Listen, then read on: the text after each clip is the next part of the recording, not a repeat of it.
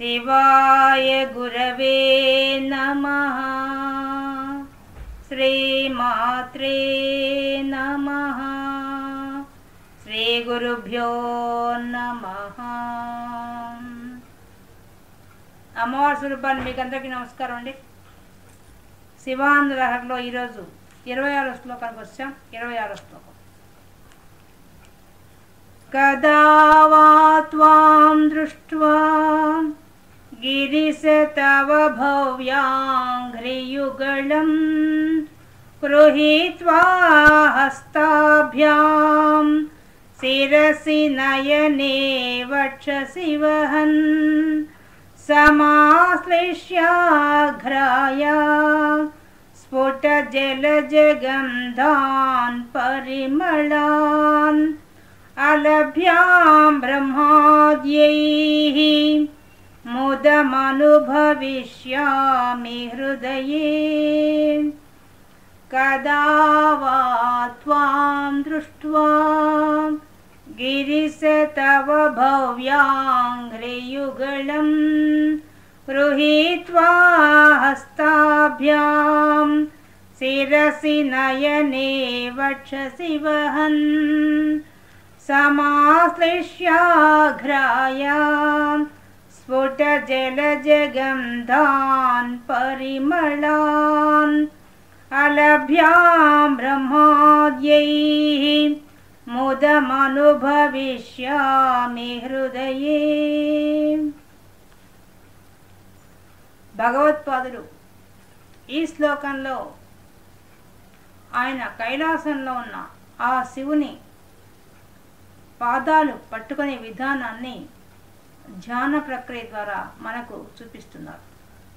ముందు శ్లోకాల్లో కూడా ఆయన కైలాసానికి వెళ్ళినట్టు మొదటి ఒక శ్లోకంలో, ఇంకో శ్లోకంలో కైలాసంలో ఒక పక్క దేవతలు, ఇంకో పక్క మునులు, వాళ్ళంతా ఎదురుగా ప్రమదగణాల నృత్యం, జయ జయ ధ్వానాలు, అన్నింటి మధ్య ఆ భగవంతుడిని ఆ నందీశ్వరుడు మీద కూర్చున్నటువంటి ఆ శివశక్తులను చూసినట్టుగా ముందు శ్లోకంలో చెప్పారు. దానికి కొనసాగింపుగా ఈ శ్లోకం చెప్తున్నారు. ఆ విధంగా ఒక పక్క మునులు, ఇంకో పక్క దేవతలు స్తోత్రాలు చేస్తున్నారు, ఎదురుగా ప్రమదగణాలు నృత్యం చేస్తున్నారు పాటలు పాడుతూ. ఆ శివుడు పార్వతి వచ్చి నందీశ్వరుడి యొక్క మూపురం మీద కూర్చొని దర్శనం ఇచ్చారు ఆయనకి. ఆ దర్శనం ఇచ్చిన సందర్భంలో అప్పుడు ఆయన భావాన్ని చెప్తున్నారు ఆదిశంకరాచార్య గారు. కదావా ఎప్పుడు, త్వాం స్వామి నిన్ను, దృష్ట్వా చూస్తాను, గిరిశ గిరిశ ఆ కైలాసగిరి మీద ఉండేటి ఓ శివా నిన్ను ఎప్పుడు చూస్తాను, ఏం చూడాలి? తవ భవ్యాంఘ్రియుగళం, తవ నీ యొక్క భవ క్షేమాన్ని కలిగించేటువంటి అంఘ్రి పాదాలు, యుగళం రెండు పాదాలు, క్షేమాన్ని కలిగించే నీ యొక్క పాదాలని నేనెప్పుడు చూస్తాను ఈ కంటితో. ఆయన చూస్తున్నాడు, ఒక పక్క కైలాసానికి వెళ్ళాడు, అక్కడ చూస్తున్నాడు. గృహీత్వా హస్తాభ్యాం, స్వామి ఆ కనిపిస్తున్న ఆ పాదాలను పట్టుకొని, గృహీత్వా పట్టుకొని, హస్తాభ్యాం నా చేతులతో నేను పట్టుకొని, శిరసి నా యొక్క పాదాలను పెట్టుకోవాలి. ఆ మధురమైనటువంటి ఆ పాదాలు తీసుకొని మెల్లగా నా తల మీద పెట్టుకోవాలి. నయనే కళ్ళకు అద్దుకోవాలి. వక్షసి వహన్ వక్షస్థలానికి ఆనించుకోవాలి ఆ పాదాలను, ఆ దివ్య పాదాలను. సమాశ్లిష్యాగ్రాయ ఆ పాదాలని నేను ఆలింగనం చేసుకోవాలి. స్ఫుట జలజగంధాన్ పరిమళాన్ ఆ యొక్క దివ్యమైన పాదాల్లోంచి స్ఫుట బాగా జలంలో పుట్టింది పద్మం, ఆ పద్మముల వంటి పాదాల్లోంచి వచ్చే ఆ సువాసన, ఆ పరిమళం, ఆ దాన్ని నేను ఆఘ్రాణించాలి. నా ముక్కుతో వాసన చూడాలి. ఆ యొక్క పాదాల దగ్గరగా నేను పట్టుకోవడం వల్ల దాంట్లోంచి వచ్చే పరిమళాన్ని నేను వాసన పీల్చాలి. అలభ్యాం బ్రహ్మాద్యైః. ఇటువంటి భాగ్యం బ్రహ్మాది దేవతలకు కూడా సాధ్యమయ్యే విషయం కాదు. అటువంటిది ముదమనుభవిష్యామి హృదయే, అటువంటి దాన్ని నా హృదయంలో అనుభవిస్తున్నాను స్వామి. అటువంటి భాగ్యం, అలా అనుభవించే భాగ్యం కదా వా ఎప్పుడు నాకు కలుగుతుంది స్వామి. ఎంత ఎంత బాగా అడుగుతున్నారు చూడండి. ఆ పాదాలు కనిపించాలి, కనిపించిన పాదాలని తీసి కళ్ళకద్దుకోవాలి, తల మీద పెట్టుకోవాలి, మళ్ళీ తన వక్షస్థలానికి ఆనించుకోవాలి, ఆ పాదాలకు ఉండే వాసనను ఆఘ్రాణించాలి, మళ్ళీ ఆ పాదాలను కౌగిలించుకోవాలి. ఎంత కోరిక చూడండి. ఒక భక్తుడు తాదాత్మ్యం చెందితే ఆ పాదాల కోసంగా ఎంత తపన పడతాడనే విషయాన్ని ఈ శ్లోకంలో చెప్తున్నారు. బ్రహ్మ దేవతలు కూడా సాధ్యమా అంటే సాధ్యం కాని విషయం. ఎందువల్ల మోక్షం పొందినవాడు మాత్రమే అటువంటి భాగ్యాన్ని పొందుతాడు. బ్రహ్మదేవతలు నమస్కరిస్తారు తప్ప అంత చనువుగా వెళ్ళి ఆ పాదాలు పట్టుకొని పెట్టుకోగలరా? పెట్టుకునే అంత భాగ్యం కలుగుతుంది. అదే చెప్తున్నాడు ఆయన. కాబట్టి అటువంటి భాగ్యం నాకు కలగాలని అడుగుతున్నాడు. నిజానికి ఆయన వెళ్ళి దర్శనం చేసేసాడు, ఆ పాదాలు దర్శించేశాడు, వాటిలో వచ్చి ఆఘ్రాణించాడు, వాటిని కౌగిలించుకున్నాడు, కళ్ళకద్దుకున్నాడు, అన్నీ జరిగాయి. కానీ మనకెందుకులా చెప్తున్నారు? మనం కూడా ఆ స్థాయిలో వెళ్ళి చూసి ఆనందించాలని మన దృశ్య రూపంగా చూపిస్తూ మనలాంటి వాళ్ళ కోసం సందేశం ఇస్తున్నాడు. మనం కూడా ఆ భగవంతుడిని ఎప్పుడయ్యా నీ పాదాలు పట్టుకునేది అని అడిగితే ఆ శివుడు అనుగ్రహిస్తాడు. అంతటి గొప్పవాడు ఆ శివుడు. అందుకని చెప్తున్నాడు. అందుకు ఈ విధంగా శ్లోకాన్ని రచించాడు ఆదిశంకరాచార్య గారు. ఎంత గొప్పగా రచించాడు చూడండి. ఆయన చూస్తున్న విషయాన్ని మన కళ్ళకు కట్టినట్టుగా చూపించేశాడు. మనం కూడా అక్కడికి వెళ్ళి ఆ శివుడు పాదాలు పట్టుకున్నట్టుగా, పాదాలు పట్టుకుని దాన్ని కళ్ళకు అద్దుకున్నట్టుగా, కళ్ళకు అద్దుకుని దాన్ని వాసన చూసినట్టుగా, మళ్ళీ ఆ పాదాలను కౌగిలించుకున్నట్టుగా, అమిత తన్మయత్వంతో మునిగిపోయినట్టుగా ఆ దృశ్యాన్ని మన కంటికి కట్టినట్టుగా చూపించి మనం ఆ అనుభూతి చెందే భాగ్యాన్ని కూడా ఆ ఆదిశంకరాచార్యులు గారు కలిగిస్తున్నారు. కదా వా త్వాం దృష్ట్వా, దృష్ట్వా చూడడం, ఆ స్వామిని చూడాలట. ఎట్లా చూడాలి? గిరీశ, కైలాస పర్వతంలో ఉండే ఓ శివ నిన్ను చూడాలి. ఎలా? తవ భవ్యాంగ్రియుగళం, భవ క్షేమం, శుభాన్ని కలిగించేవి, క్షేమాన్ని కలిగించేటువంటి అంగ్రి అంటే పాదాలు, యుగళం అంటే రెండు పాదాలు. ఆ రెండు పాదాలను కూడా గృహీత్వా పట్టుకోవాలి, చేత్తో పట్టుకోవాలట. హస్తాభ్యాం చేతులతో పట్టుకోవాలట. పోయి పట్టుకుని దాన్ని తీసుకొచ్చి శిరసి తల మీద పెట్టుకోవాలి, నయనే కళ్ళకు అద్దుకోవాలి, వక్షసి వక్షస్థలాన్ని పెట్టుకోవాలి, సమాశ్లిష్యాగ్రాయ దాని కౌగిలించుకోవాలి రెండు పాదాలని. తర్వాత స్ఫుట జల జగంధాన్ పరిమళాన్, అటువంటి ఆ పాదాలని కౌగిలించుకుంటే ఒక్కసారిగా ఆ పాదాల్లోంచి మంచి వాసన, సువాసన వెదజల్లబడింది. దేవతల యొక్క విగ్రహాల్లో ఉండే ఆ పాదాలకి, పాదమే కాదు మొత్తం దేహమే వాళ్ళది వాసనగా ఉంటుంది, మంచి సువాసన కలిగి ఉంటుంది. అటువంటి వాసనని ఆయన ఆఘ్రాణించాలట. అలభ్యాం బ్రహ్మాద్యై, దేవతలు కూడా సాధ్యం కాని విషయాన్ని నేను నా హృదయంలో అనుభవిస్తున్నాను, కానీ ప్రత్యక్షంగా ఎప్పుడు అనుభవిస్తా అని చెప్పి అడుగుతున్నాడు. మనలాంటి వాళ్ళు అడగాల్సిన మాటని మన కోసం అడుగుతున్నాడు. అంటే ఈ శ్లోకాలు చదివితే మనం చదువుతున్నట్టే కాబట్టి ఆయన అడుగుతున్నా మనం అడుగుతున్నట్టుగా, ఏ శ్లోకాన్ని ఎవరు చదివినా మనం అడుగుతున్నట్టు లెక్క అది. అందుకని అలా రచించారు. నిజానికి ఆయన కైలాసానికి వెళ్ళి అక్కడి నుంచే కదా మనకు 5 లింగాలు తీసుకొచ్చాడు ఆయన. ఇప్పటికీ వాటికి పూజలు జరుగుతున్నాయి పీఠాల్లో. కంచిపీఠంలో ఆయన తెచ్చిన లింగానికి పూజ జరుగుతోంది, చిదంబరంలో జరుగుతోంది, నేపాల్లో జరుగుతోంది, అంతటా జరుగుతున్నాయి. 5 లింగాలకు పూజలు జరుగుతున్నాయి. కాబట్టి అంత బాగా కైలాసానికి వెళ్ళి వచ్చాడు కాబట్టి, చూశాడు కాబట్టి, ఆ పాదాలు దర్శించాడు కాబట్టి ఇంత చక్కగా మనకి ఈ శ్లోకాన్ని అందించారు ఆదిశంకరాచార్య గారు, దర్శనం చేయించారు. ఒక ఊరిలో రాజయ్య రాజమ్మ అనే భార్యాభర్త ఉన్నారు. వారికి సంతానం లేదు. రాజమ్మ వచ్చి మహాశివభక్తురాలు. కానీ రాజయ్యకి మాత్రం ఎటువంటి భక్తి లేదు, పైగా దాన ధర్మాలు చేయడం కానీ అట్లాంటివన్నీ కూడా ఇష్టం లేదు. కానీ ఆమెకు మాత్రం అవన్నీ ఇష్టం. భక్తిగా భగవంతుడి ధ్యాసలో ఉండి ఆ శివునికి అన్నీ అర్పిస్తూ చెయ్యాలనే ఉత్సాహం గల ఆమె అటువంటి ఆమె కానీ సంతానం కలకపోయేసరికి ఆమెకు దిగులు వస్తుంది. భగవంతుని ప్రార్థిస్తుంది శివుని, స్వామి ఏమి నాకు సంతానం లేకుండా అయిపోయింది అని చెప్పి రోజు ప్రార్థన చేస్తుంది.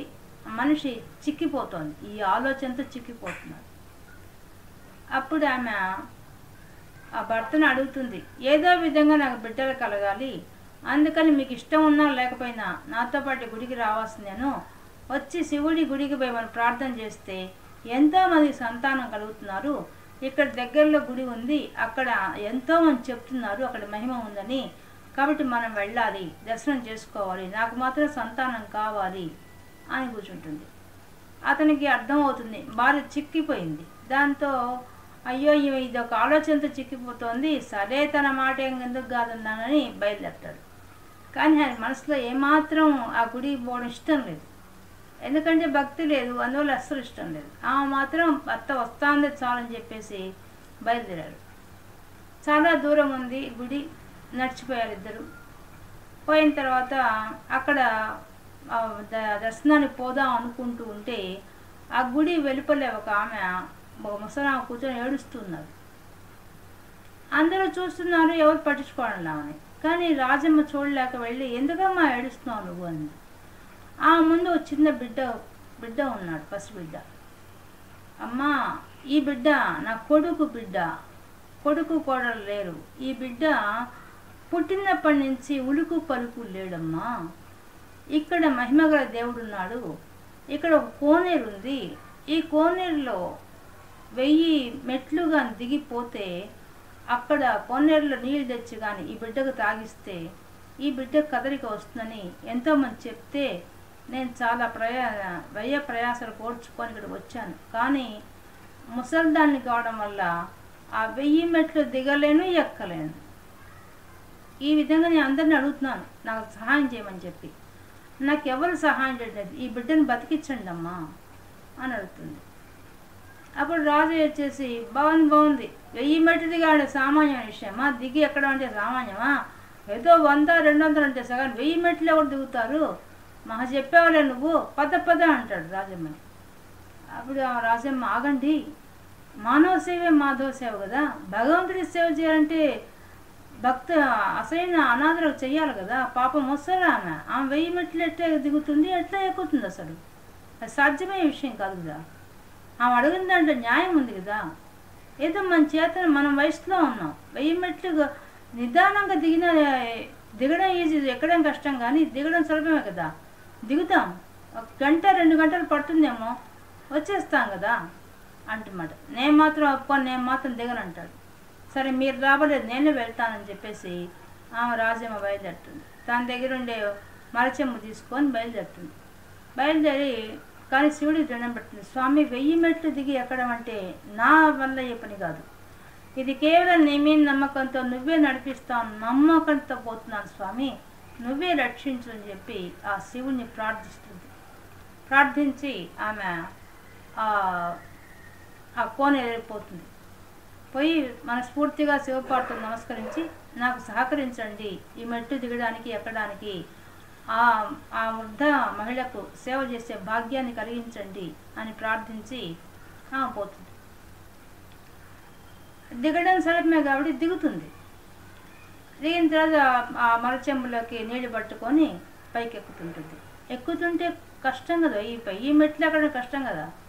ఆమె ఇంకా శివనామాన్ని వదిలిపెట్టకుండా శివ శివ శివ అనుకుంటూ ఎక్కుతుంది. అప్పుడు ఆమె కాళ్లకు శక్తి వచ్చేస్తుంది, ఎక్కడ అలుపు అనే మాటే రాదు, ఆయాసం అనే మాట రాదు.